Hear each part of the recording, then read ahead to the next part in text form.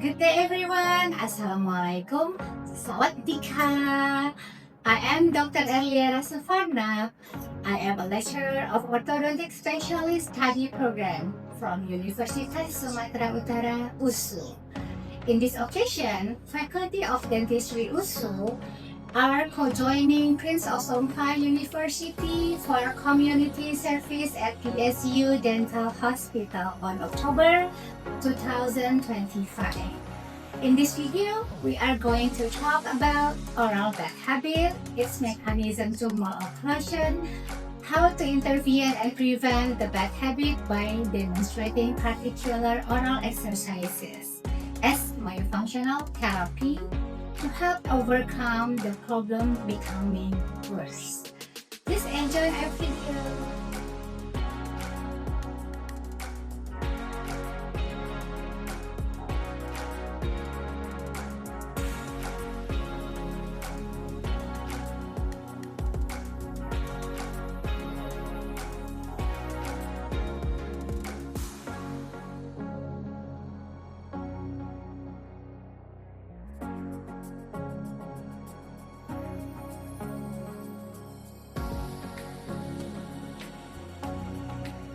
So, what is an oral bad habit?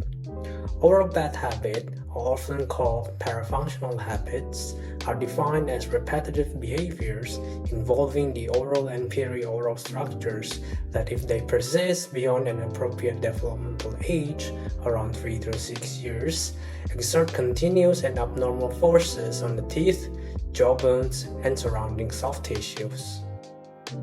These habits are often considered environmental factors that disrupt the delicate muscular and skeletal balance essential for normal craniofacial growth and development.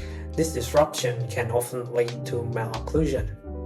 In this video, we are gonna talk about 4 major oral bad habits that can cause malocclusion, such as mouth breathing, tongue thrusting, thumb sucking, and lip sucking. The first oral bad habit is mouth breathing.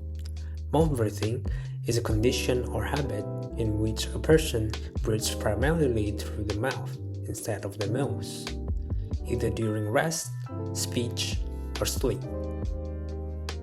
Normal breathing means air passes through the nose for inspiration and expiration during rest, speech, and sleep. Abnormal breathing is when air passes through the mouth instead of the nose for a prolonged period of time. A prolonged mouth breathing habit may adversely affect the development of the teeth, facial morphology, and the lips. Mouth breathing habit can affect the teeth, the occlusion, the face, and the lips. Examples on the effect of mouth breathing on the teeth include constriction of the upper jaw, spacing between teeth, and marginal gingivitis. Examples on the effect on occlusion include anterior open bite, protrusion of the anterior tooth, and posterior cross bite. Examples on the effect on the face include long face, lip apart posture, gummy smile, adenoid face, and adenoid hypertrophy. The last one is the effect on the lips, include incompetent lip, short upper lip, and everted lower lip. Here are some exercises that you can do to intervene with the mouth breathing. Step 1. Sit up straight with your mouth closed and your jaw relaxed. Inhale through your nose. Step 2. Relax your body, focus on your breathing. Step 3. Press your finger on knuckle on one nostril and breathe out gently through the other nostril. This step allows you to determine which nostril tends to be more or less congested. Step 4. After determining which the less congested nostril is, press your finger or knuckle on the less congested nostril and breathe through the more congested nostril. The patient is asked to sit in a relaxed position and instructed to close their mouth and focus on their breathing slowly and calmly for 1 to 2 minutes. This aims to increase awareness of nasal breathing as the primary breathing pattern. This exercise is performed by exhaling through the nose, then hold the breath for 3 to 5 seconds before inhaling again. This method helps to slow down the breathing rhythm and reduce the dominance of mouth breathing. Mouth breathing patient is instructed to close the mouth by placing a card between the lip. Perform nasal breathing through the nose while maintaining the position of the card for 3 to 5 seconds. Remove the card and the patient should be able to continue nasal breathing without opening the mouth. Next one is tongue thrusting. Tongue thrusting is a dysfunctional pattern of tongue position and movement where the tongue pushes forward or sideways during swallowing, speaking, or even at rest, causing the tongue to press to the anterior teeth or the interdental space. Common clinical features found in patients with tongue thrusting are edge-to-edge bite, anterior protrusion, and anterior spacing.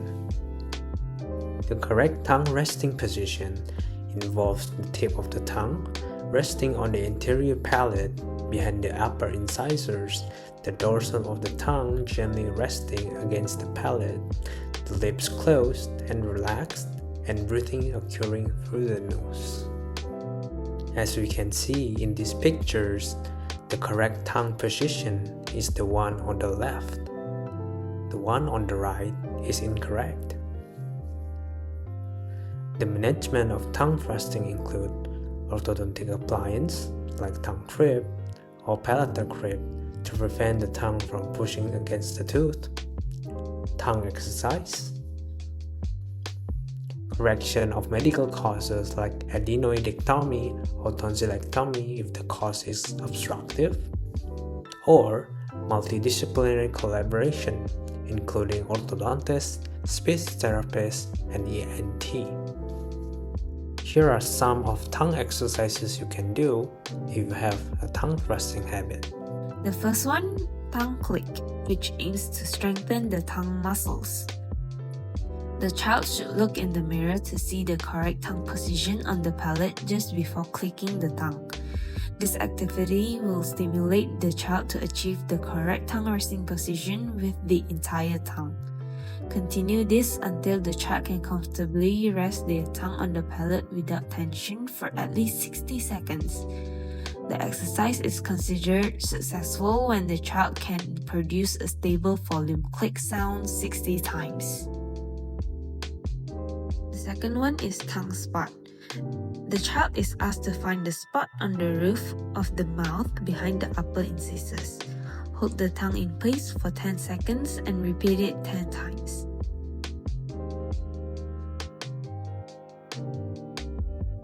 The third one is 4S tongue exercise.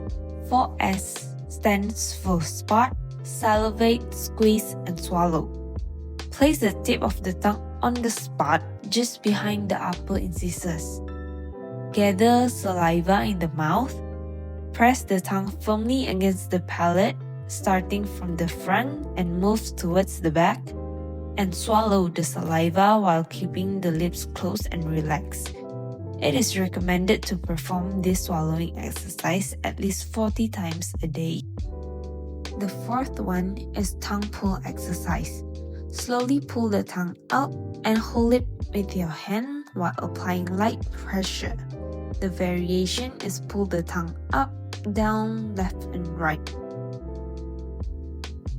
Chew a piece of gum to soft consistency and roll it up on the back of the tongue.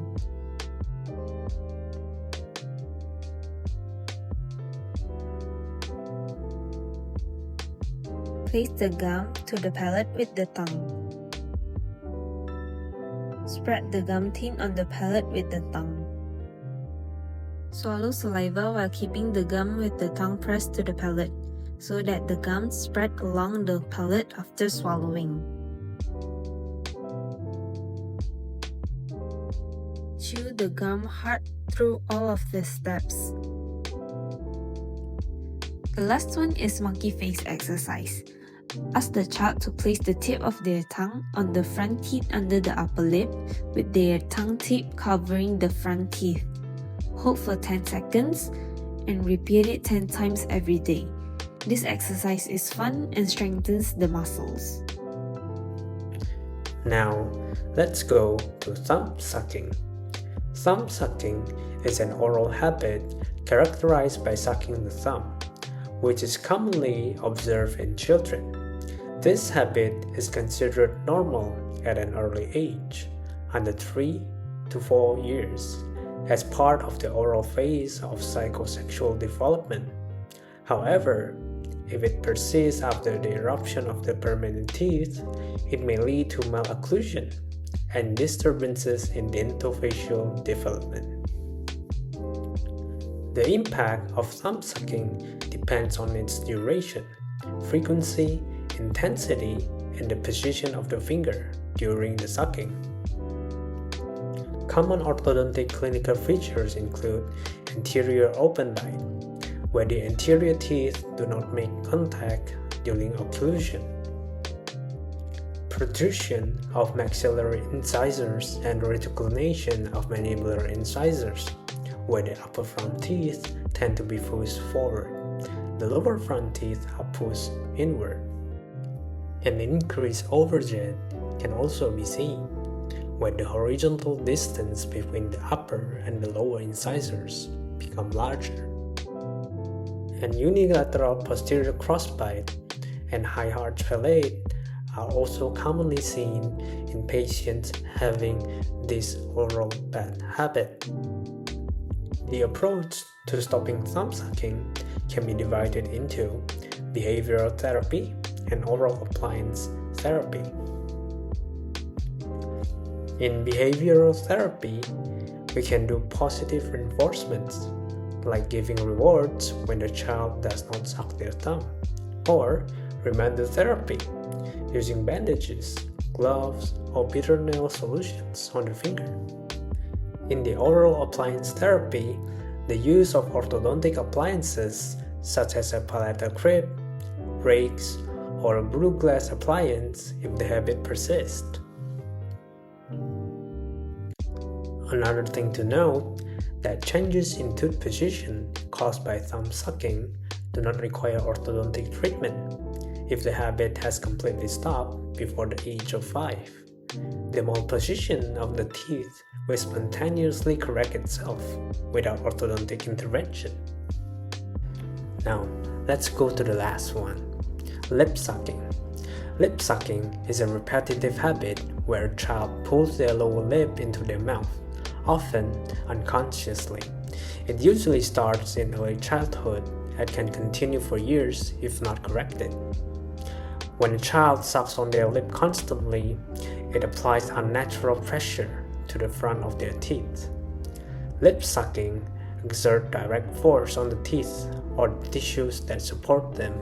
The habit of lip sucking can cause a wrinkled or golf ball effect in the area of the symphysis, as you can see in the picture.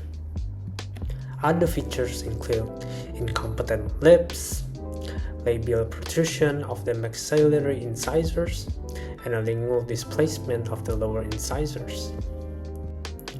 The duration, frequency, and intensity of the lip sucking habit can impact its level of severity. The treatment of lip sucking involves physical interventions such as lip balms for chapped lips or dental appliances like lip bumper for persistent habits.